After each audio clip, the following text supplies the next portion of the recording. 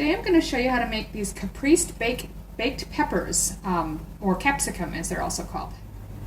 Okay, so you're going to need 1½ teaspoons of olive oil and 1½ teaspoons of red wine vinegar. You'll need the sugar substitute to equal about 1/4 teaspoon of sugar. Mine is about double strength, so I've just got a little bit over 1/8 teaspoon there. 1 clove of garlic, which would be about 1 teaspoon minced. Then I've got 1 punnet, which is 250 grams. That's about ½ pound of cherry tomatoes. Depending on the size, these are pretty good actually. You can cut them in half or quarters if they're really large ones. Mine are pretty small, so I'm just going to cut those in half. You want 3 medium to large red capsicum or red bell peppers.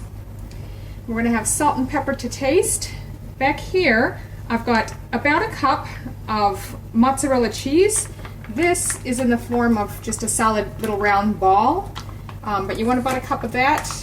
That's about 150 grams it says, and you're going to cut that in small 1/2-inch cubes or so.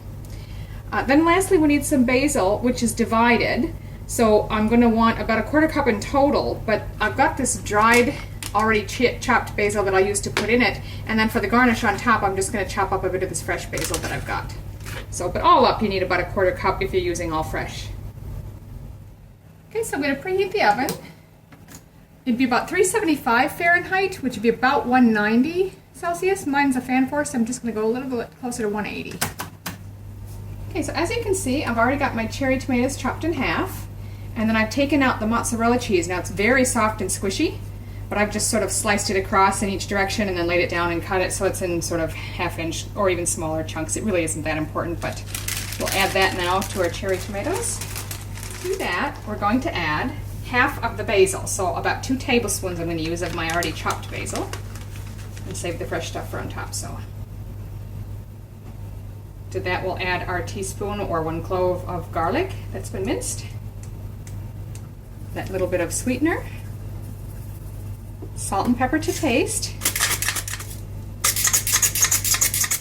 and then our 1½ teaspoons, which is the same as 1/2 tablespoon, of the red wine vinegar and the olive oil.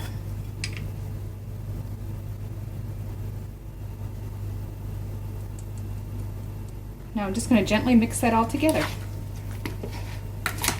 We'll set that aside while we prepare the peppers. I'm just going to cut around the stem on the top quickly. I'll try to pull that out. And then I'm going to cut this in half lengthwise.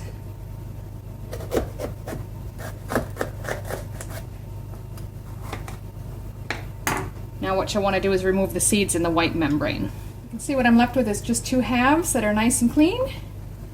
I'm just going to go ahead and do the same with the other 2.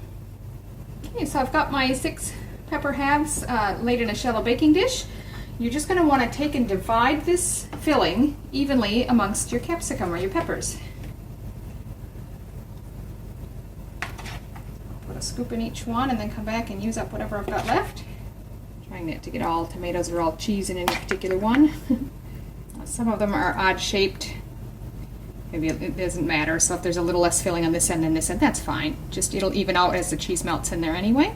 And if you've got any liquid left in the bowl, just pour that over. I haven't really got much in this one, but if you do, go ahead and pour it on. We're going to pop those in our preheated oven for about 35 minutes.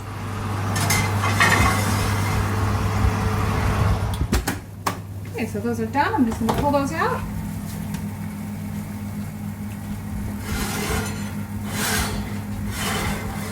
Okay, so I've pulled those out, and then the last step is I'm using the rest of the basil. In this case I'm using some fresh basil that I've chopped myself, and we're just going to lightly garnish the tops with some of that fresh basil. Yes, I've just plated it up. We're just going to have some of our Dijon mustard chicken, one of my other recipes, which I'll link to below, that I'm serving with it today. So I've got 2 chicken thighs and then 2 of the peppers or capsicums. You could get 6 serves out of this if you just serve 1 and maybe some salad or other veggies on the side. Any way that works for you. Give it a try, they're really tasty.